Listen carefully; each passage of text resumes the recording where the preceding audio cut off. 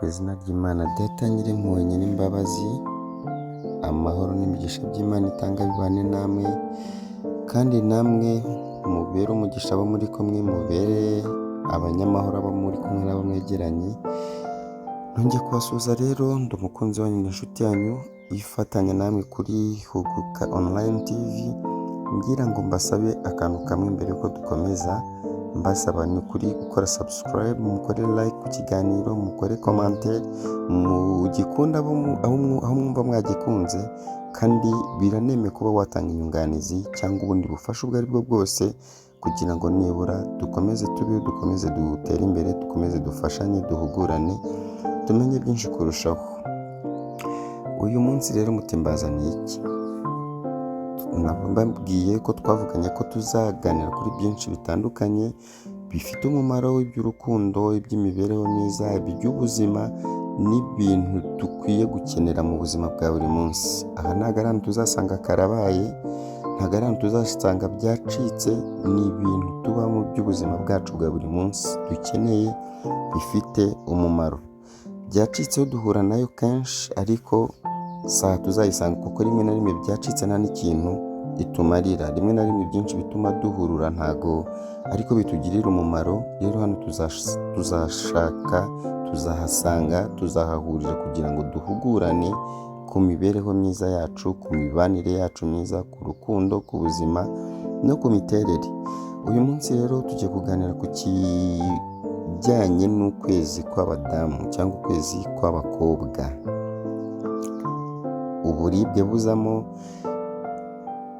igihe bimara, igihe kumara, igihe normal, igihe byaba byarenze wakora iki, igihe ubana n'umuntu wahangayikishijwe nako wamufasha ute, ese wamutegurira iki cyo kurya cyangwa se cyo kunywa, ese ni ibiki yemerewe kurya, ni ibiki atemerewe kurya, ni ibiki yemerewe kunywa, ni ibiki atemerewe kunywa, ibyiza byamufasha mu uko kwezi kwe, igihe aribwa cyangwa igihe ataribwa ni ikihe, ese bigezeho biba ngombwa ko afata imiti, ni iyihe myiza kuri we, ese ni iyihe miti benshi dufata ariko tutari twemere kubera wenda nk'ikindi kibazo twari dufite cyo mu buzima, ni iyihe miti tubujijwe tutemerewe gufata.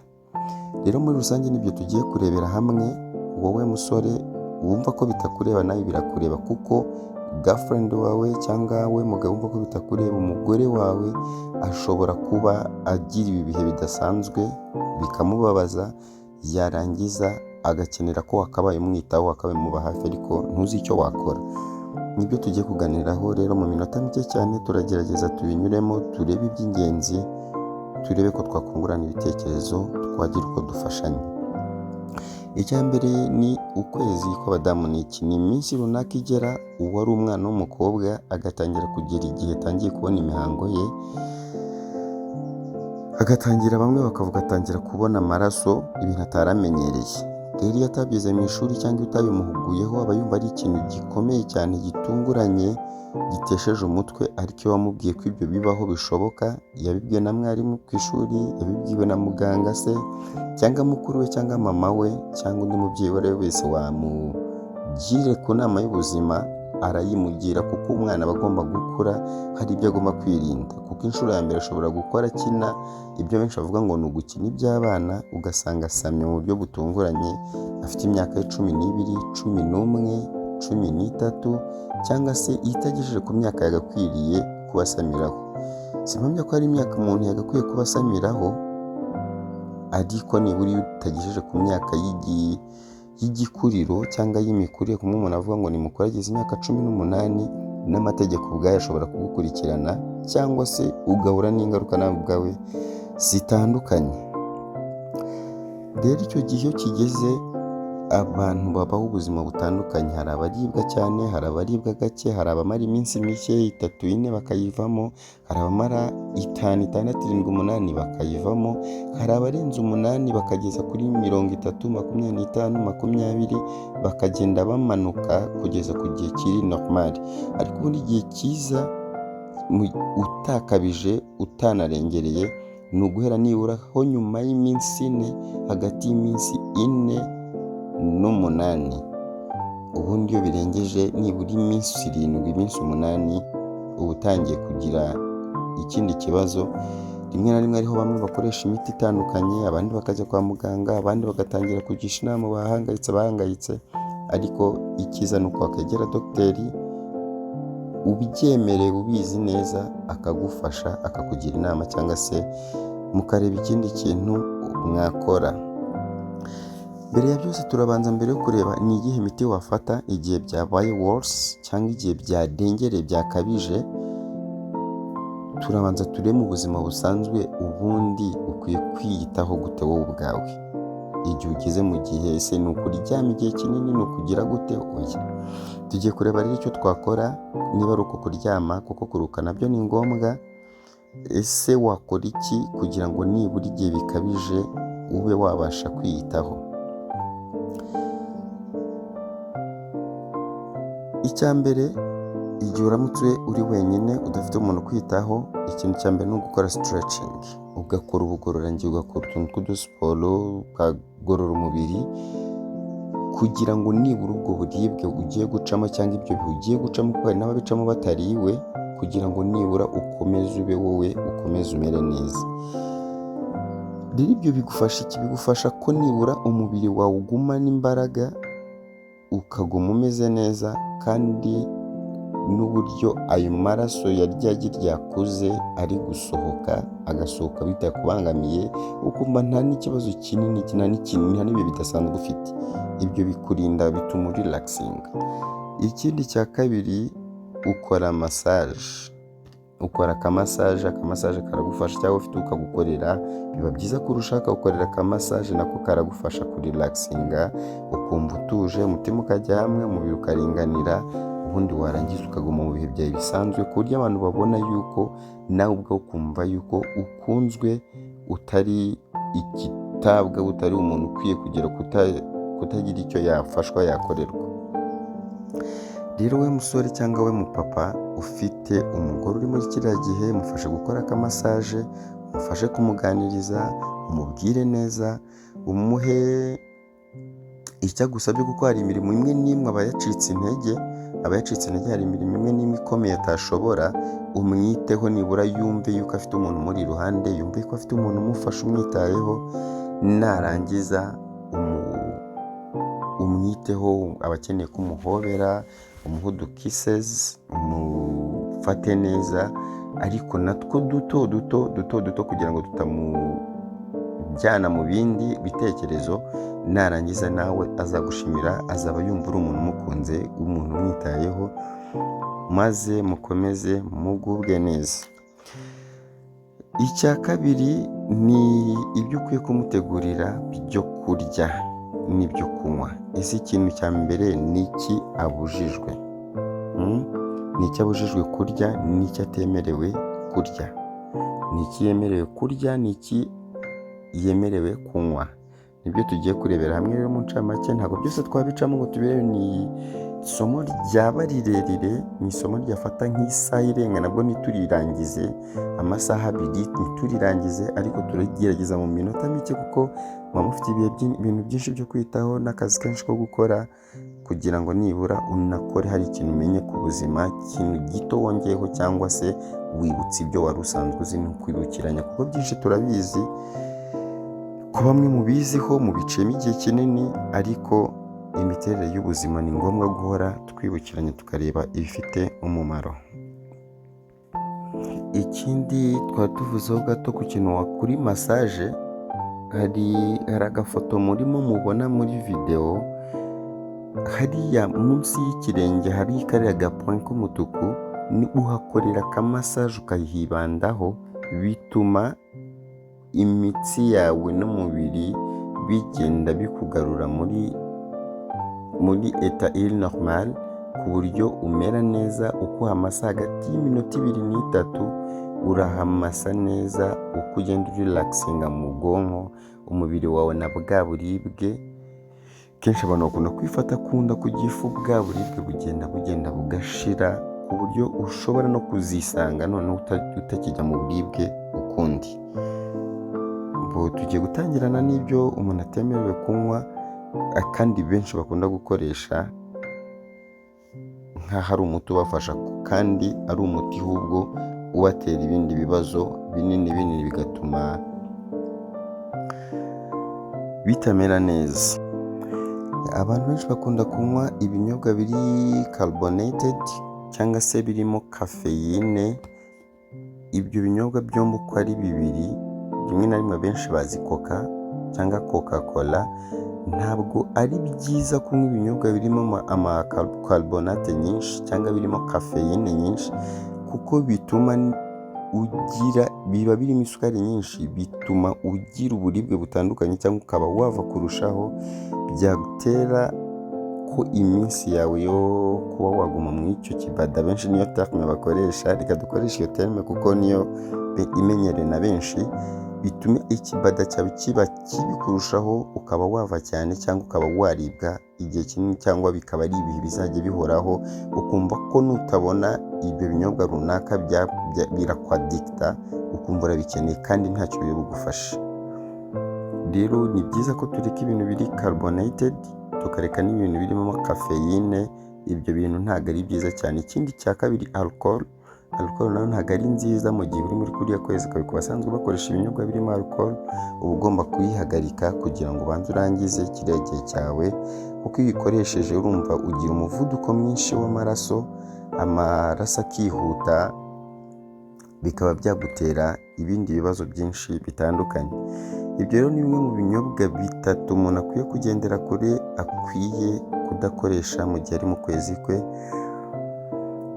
nabasha kubabwiraho. Ikindi mu byo kurya umuntu atemerewe, ibintu umuntu yirinda birimo ibiribwa biryohereye cyane, birimo amasukari menshi atari naturel, nk'amabombo cyangwa ibiryo biri sweet. Ibyo biryo ntabwo ari byiza. Ikindi ni fried foods, bino biryo umuntu afata nk'inkoko, ibirayi, amatofu, inyama z'ingurube, amacheese, ibitunguru n'amafi, bafata babanzaho amasukari menshi, bakabanza bakabivanga bagasigaho. Nk'ibi bintu kenshi bihangane kuvuga, wenda tuzi ibi bikunda gukorwa n'ama KFC cyangwa ahandi hantu hatandukanye, cyangwa ibyo twikorera mu bikoni byacu. Biriya biryo biri hiriya farini twabanje gufridinga, ntabwo ari byiza habe na gato. Biriya biryo dukwiye rero kubyirinda, kuko hari ibindi tuba twemerewe byiza bituma tumera neza. Ikindi cya kabiri, nyuma y'ibyo biryo biryohereye n'ibingibi biba bikoreshejweho amafarini, harimo bino by'amacheese, amafi ariko babanje gushyiraho ifarini, ibiryo birimo amanyama agiye atandukanye. Biriya biryo ntabwo ari byiza cyane, kuko bituma hari ukuntu amaraso yacu asa nk'uhita avubuka cyane, bikaba byatugiraho ingaruka. Rimwe n'ibitunguru, biriya bitunguru bakatiraho, nabyo ntabwo ari sawa, kuko bituma umutima usa nk'uhita ukoze vuba ugaproducinga amaraso menshi, kandi urumva ko tuba dufite uburyo turimo dusohoramo andi, turimo tunakora andi menshi, turi kongera ibintu bituma ikibazo gikora kurushaho. Ntabwo ari byiza habe na gato. Ikindi, ku biryo turya dukwiye kugabanya tukanirinda, ahubwo tukareka kugabanya, ahubwo tukirinda inyama z'ingurube n'inyama z'inka. Ziriya nyama ziri mu bwoko bw'inyama zitukura, ariko zihariye kuba zigira ingaruka ku muntu uri mu gihe cy'ukwezi kwe cyangwa uri mu kibada. Ibyo bintu ni bibi cyane, ntago ari byiza.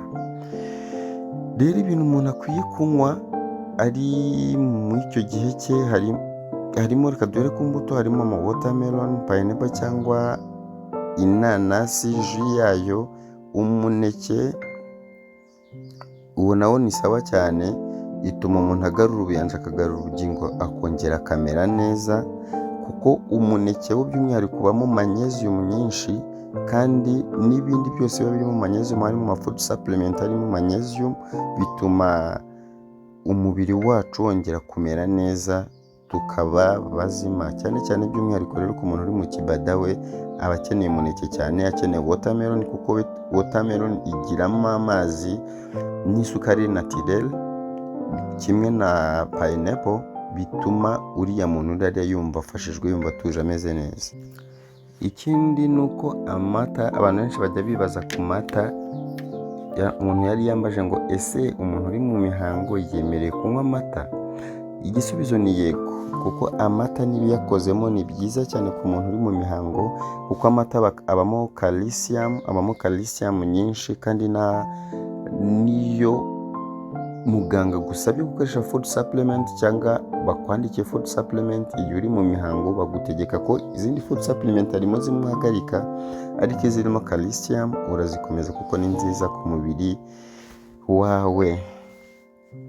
Ikindi nuko ginger, cyangwa benshi bamwe bavuga ururimi rw'ikinyarwanda cyangwa ubwo ni abanyarwanda n'abandi bose bavuga urwo rurimi, icyo bita ngo ni tangawizi. Tangawizi sinzi niba ari igiswahili, ariko benshi bayizi nka tangawizi. Rero tangawizi ni natural pain killer, ihagarika uburibwe buri naturel.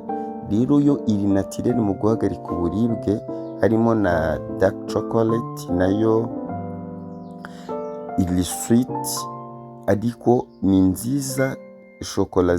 Zino shokola zijimye ni nziza cyane. Pineapple nayo iri ni comfort, iri tropical. Ikindi abantu basha kubona salmon ni boostinga omega 3, kandi tuba tuyikeneye. Spina nayo ni weapon iri secret, ni intwaro y'ibanga umuntu aba agomba gukoresha, cyangwa ipapayi. Umuneke wo nabivuze na haruguru, kuko umuneke ugabanya ukalma iriya kamp tuba turi muri buriya budibwe tuba turimo, biriya bihe tuba turimo, umuneke ubasha kubikalma, umuntu akamererwa neza cyane. Ikindi abantu bajya bagira icyaka bari mu gihe cyabo cy'ukwezi kw'imihango, inama bagira kandi nziza yemewe ku buzima nuko baba bagomba gukora ji ya karoti. Ji ya karoti ni nziza cyane. Ikindi ji y'amaronji cyangwa orange juice ni nziza nayo cyane. Nizo ji ebyiri nabarekomendinga ko bazajya bakoresha, ziba ari sawa cyane. Barangiza bakarya ziriya mbuto navuze haruguru, harimo iriya mineke, harimo iriya watermelon, harimo iriya pineapple, biba ari sawa cyane kurushaho.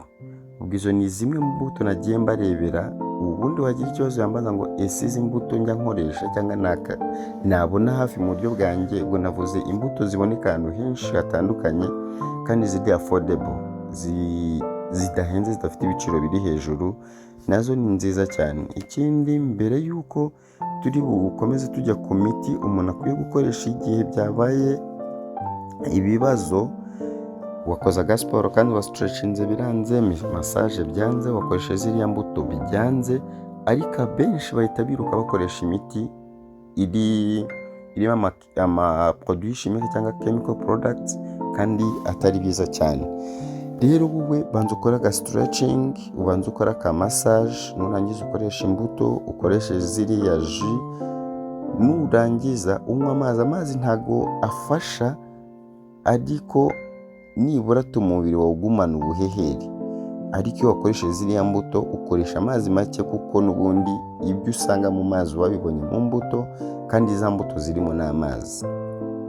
Rero igihe wumva byanze, hari ubundi buryo wifatamo, ukaba wafata wenda nk'ikintu gishyushye ugashyira hamwe hakurya kuri za masozi zawe wumva hamwe ukunda kubabara, ukaba ari urambika icyo kintu, ubundi warangiza ukaryamisha umugongo, ariko wasegujeho umusego.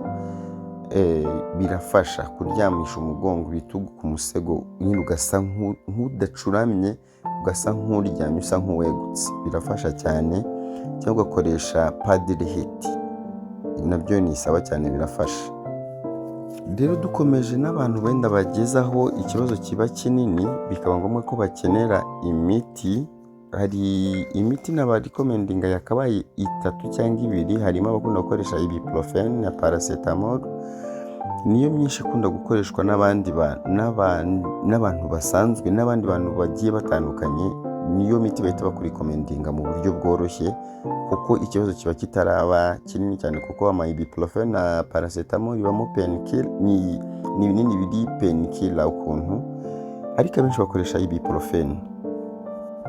Gusa ibuprofen sinya nyirikomendinga abantu bafite ibibazo by'igifu, kuko uba ukomeje kwangisha igifu cyawe, kuko hari igihe wisanga watangiye kongera gufata aspirine akuvura igifu, amamobic, amadiclofenac, kugira ngo nibura igifu cyawe cyongere kigire, kandi wari wakoresheje imiti irimo n'ubundi cyangiza, kuko cyari gifite udusebe, wari wagatangiye gupfuka ubwoya bwacyo. Rero bikugiraho ingaruka, bisanga abantu bamwe barimo basepfura, haza akabeho bagatangira guhumeka nabi. Ntabwo ari byiza rimwe na rimwe gukoresha imiti, ariko hari igihe twisanga twayikoresheje kugira ngo tugire kimwe turamira, ariko twarangije no guteza ikindi kintu.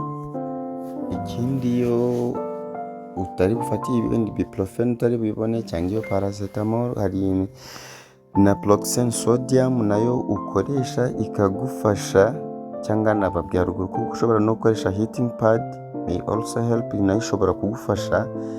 Ariko igihe ukwezi kwawe kutari normal, kwararenze, usiga kubura rimwe, kabiri, bwa gatatu nabwo ukakubura, hari undi muti nakurikomendinga nawe wakoresha wajya ugufasha.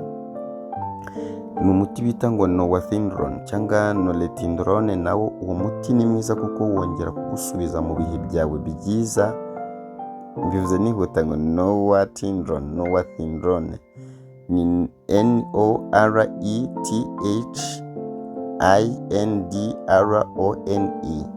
Rero ubu nawe uragufasha, ugatuma nibura usubira muri ya eta yawe normal, ugasubira ku mezi yawe, ku minsi yawe, ukongera ukabona ukwezi kwawe ukamererwa neza. Rero ntago nkunda kwiharira ijambo, ntago nkunda kumva ko navuga jyenyine. Namwe mbahaye uruhare rwanyu, mushyire kuri komanteri icyo ntasobanuye neza, uburyo naba ntabafashije, cyangwa icyo wumva ushaka ko twazaganiraho ubutaha nkagisobanura neza byimbitse. Waba ukunda ikiganiro ugashyiraho like, waba wifuza ko hari undi muntu wakibona ugakora share, kandi nanagusaba gukora subscribe, kuko urabona dukeneye ko nibura twagira community nini, twagira abantu nibura tubwira ibintu bakabyumva, bumvise twababwiye ibintu bitumvikana nabo bakadukebura, bakatubwira aha byagenze nabi, aha byagenze neza. Nababwiye ko hano nta byacitse hari, tuzaba abantu bahugurana kugira ngo nibura twungurane ibitekerezo. Rero mu minsi iza nzabashyiraho ubundi buryo mushobora kumbonamo, ariko hano mwaba munyandikira, mukampa ibitekerezo, mukambwira icyo mushaka ko nazakoraho ubutaha. Rero wowe ujya mu mihango ukababara, ujya mu mihango ugahangayika, cyangwa ukaba waruzi umuntu ujya mu kibada akamererwa nabi, wamugira inama. Twagiye tuvuga inama zitandukanye, imiti itandukanye umuntu yakoresha, ji yemerewe kunywa cyangwa ibinyobwa atemerewe kunywa, ibiribwa yemerewe kurya n'ibyo abujijwe kurya. Bimwe na bimwe ntabwo byose twabicamo ngo tubirangize, ariko uko biri kose twanyuze mu ncamake yabyo, kandi byadufashije mu buryo bumwe cyangwa ubundi. Rero aho wumva hari icyo twakongeraho, ni ukuri uruhare rwawe turarukeneye, kandi urakoze cyane. Tubifuriza gukomeza kurindwa n'Imana. Abatamerewe neza mwihangane, abafite akazi namwe mugire akazi kandi courage, mugire akazi keza. Namwe mukomeze gusenga mwizera Imana, kuko nishobora byose, turindire imiryango itwitaho, kandi mukomeze mutere imbere mwaguke. Amahoro n'imigisha by'Imana bibane namwe. Turabakunda cyane, ndi inshuti yanyu, umuganga w'ubuzima, inshuti mu rukundo, kandi ndabakunda cyane. Murakoze cyane, bye.